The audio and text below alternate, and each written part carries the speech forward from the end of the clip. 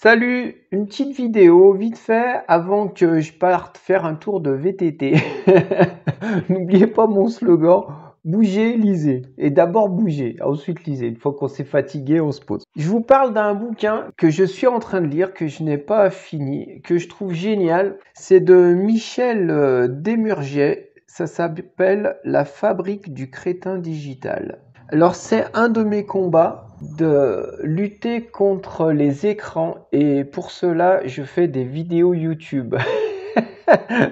Non, alors ouais, la consommation d'écran chez les enfants, c'est dramatique.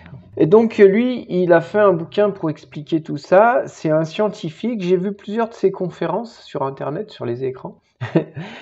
Et j'ai trouvé le personnage très sympathique.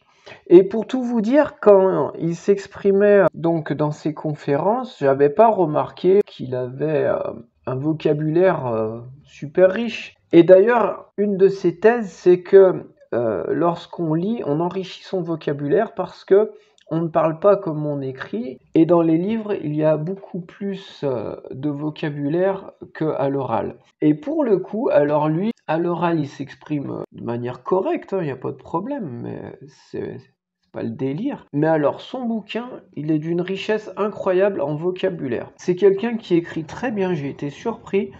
Quand j'ai attaqué le bouquin, au début, je me suis dit, tiens, est-ce qu'il y a un écrivain? Et il y a un écrivain, il y a une vraie plume. Au début, on est un petit peu surpris parce qu'il a un style. Et je pense que c'est vraiment une plume. Et une plume en devenir même. Parce que c'est pas sa fonction principale, je crois qu'il est chercheur.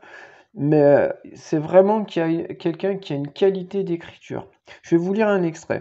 Donc rapidement, hein, pourquoi les écrans c'est néfaste pour les enfants? Il y a plusieurs niveaux. Ça joue sur leur capacité de concentration qui diminue terriblement. Tous les profs le disent, la capacité de concentration des enfants a considérablement diminué. Ça joue aussi sur le temps de sommeil.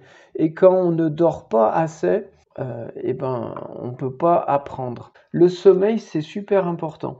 Si on supprime 1 heure de sommeil par jour, on ne peut pas avoir les mêmes capacités intellectuelles et physiques. Ça, c'est une certitude. Et si on enlève encore plus de sommeil, alors là, on devient un zombie, quoi. C'est pas compliqué, hein, vous faites l'expérience. Vous dormez 4 heures par nuit pendant une semaine, et puis après, vous allez voir, vous allez faire un marathon ou rédiger quelque chose de sérieux. On n'y arrive pas. C'est pas possible. Donc la qualité du sommeil. Bon, et puis il y a tout un tas d'autres phénomènes hein, qui rentrent en jeu. La fabrique du crétin digital. J'en reparlerai. On rentrera plus à fond dans la problématique. Mais là, je voulais juste vous lire un extrait. Donc c'est un scientifique, c'est un neuroscientifique. Quand il s'attaque au problème, il s'attaque de manière scientifique au problème. Ils font des expériences, ils utilisent de la statistique, et de ça, ils ressortent des faits.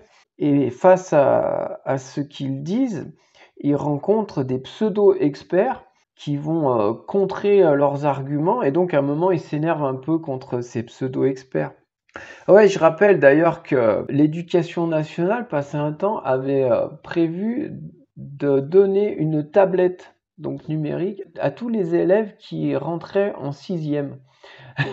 C'est-à-dire que le but, le but normalement, ça devrait être de supprimer au maximum les écrans, et l'éducation nationale proposait d'offrir une tablette à chaque élève. Donc c'était un peu barjot.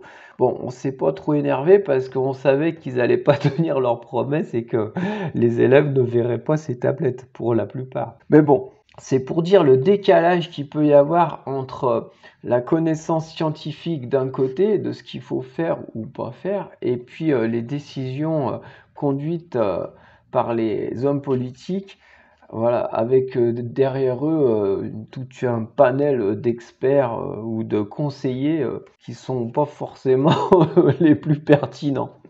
Après, il y a des lobbies derrière tout ça, donc ça s'explique, mais au détriment des gamins. Alors, je vous lis juste un petit passage, je vous le mets, je vous souligne en rouge le vocabulaire. Vous allez voir la richesse un peu de cette écriture.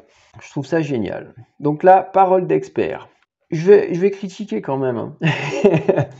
Certaines montagnes ne peuvent être indéfiniment masquées et la réalité finit toujours par transpirer quelque part. Alors ouais, là j'attaque direct transpirer. Pour moi, transpirer, ça se transpire un peu de partout.